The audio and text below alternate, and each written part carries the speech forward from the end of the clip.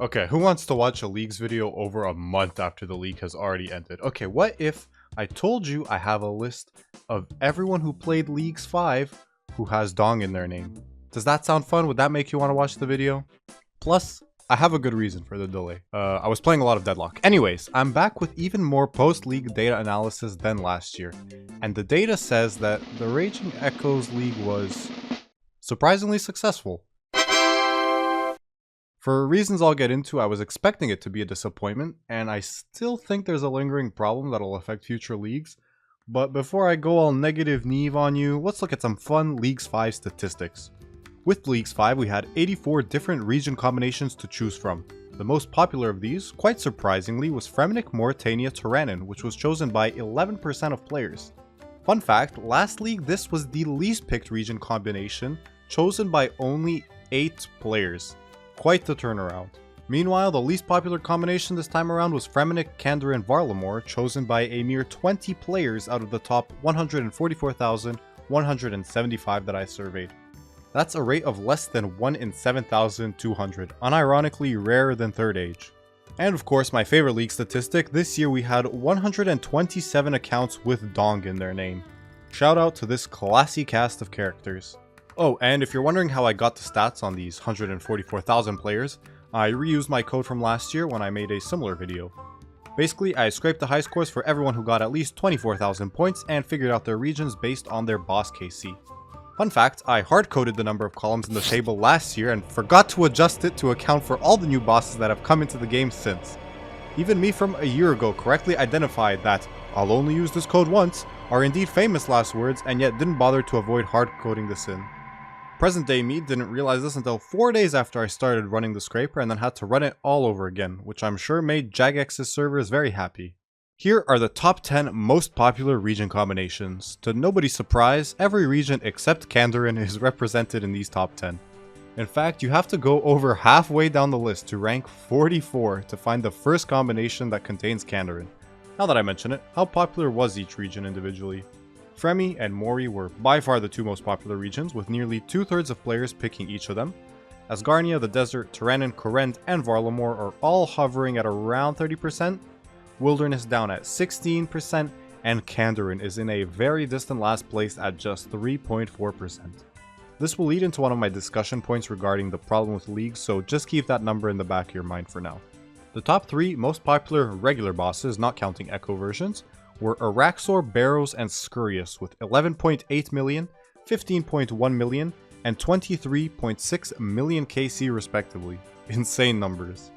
But if we break it down by how many people were in the right regions to fight each boss, the 3 most popular bosses are instead Vardorvis, Kraken, and the King Black Dragon with an average of 193, 211, and 325 KC per player in their respective regions. I guess Kraken is up here because there wasn't a whole lot else going on in Kandarin. 31 players stopped themselves at exactly 69,420 points, nice, nearly double the amount of people who did this last time. I love looking at all this data, but one of the reasons why I scraped it this time around was to test my hypothesis that this league would be less popular than Trailblazer Reloaded, and that people would get burned out sooner than before. Now, why did I think that would be the case? Let's rewind to the announcement video for this league that was released during the Summer Summit in September, where Mod Arcane mentioned this. Area locking is one of the most interesting things about leagues, and we've decided to make it a core part of leagues going forward. We want to build on top of leagues, constantly refreshing it and improving it to keep it exciting. So we're going to add new content into each league rather than rotating stuff out. Essentially, what we might have in the past referred to as the Trailblazer League format is just going to be the Leagues format from now on. This interface right here will be a core part of every single future league. So if, say, you've been looking forward to a Twisted League rerun, it ain't coming. There's just one Leagues format from now on, which is a shame because I think it limits the design potential of what leagues can be. In Twisted League, everyone had the exact same area restriction, Korend only. And while the amount of content in this one area is rather limited, one of the advantages of this format is that you could design relics that give buffs to specific content found within that area. The Trailblazer format, as I'll call it, doesn't allow for that since everyone will have different area restrictions. Did you enjoy fighting the Echo bosses during Raging Echoes League? They were well received by the community overall, and players enjoyed some of the cool new mechanics that they introduced. JMoz designed 9 new boss fights just for this league. But unless you actually made multiple accounts, you can only experience 3 of them. Imagine if instead everyone was limited to the same few regions and there were 9 new boss fights dumped in there. Now you'd have access to all the new bosses instead of just a fraction of them. The Shattered Relics League had some really exciting relic fragments, like the Just Druid Relic, which gave you 10% more Herblore XP for cleaning grimy herbs. Okay, maybe not that one. In general, a lot of relic fragments in Shattered Relics were boring and underwhelming, but there were some cool ideas in there. Notably, certain relic fragments require you to get 4 items aligned to a certain god to gain the relic's effects. And while this wasn't exactly the best executed idea, since it seems people's enjoyment of this league seems heavily correlated to how few clues they had to do to get the Bando's blessing, it's an idea that could be tweaked and reused in the future. But again, different players having access to different areas makes this kind of relic idea a lot harder to design around.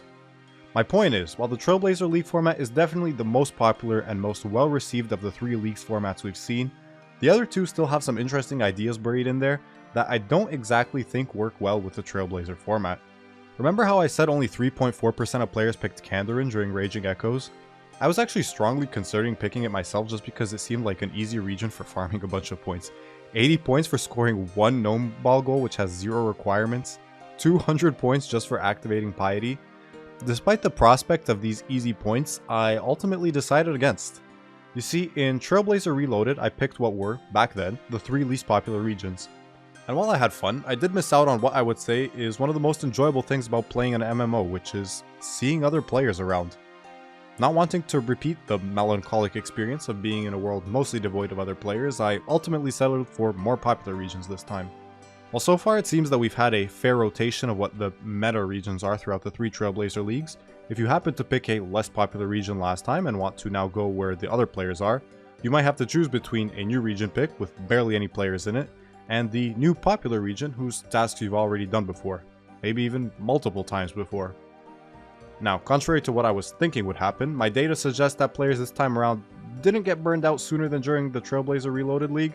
If we take the percentage of players that reach the final relic tier that would then go on to reach Adamant, Rune, and Dragon rank, these percentages are basically the same between Trailblazer Reloaded and Raging Echoes, but we currently only have 9 regions to pick, and if you've played all 3 Trailblazer leagues and haven't done so already, you're going to unavoidably be picking repeat regions if you decide to play the next league. With 11 total regions involved, there's only so much focus that can be devoted to adding new tasks to each one, and so I do still expect in the future that players will burn out faster when they find themselves with essentially the exact same task list for the nth time. That's why I'm really hoping that for the next league, Jagex decides to either innovate a completely new format or try to revisit one of the other ones, instead of rerunning another Trailblazer-esque league. But I guess based on what they said in the announcement video, I shouldn't get my hopes up for that. Well, there you have it. That's my analysis for the Raging Echoes League. I hope you found the stats fun and my talking points insightful. If you have any thoughts of your own, throw them down in the comments. I'm always happy to read them. Thank you all for watching, stay scaping, and don't get murked.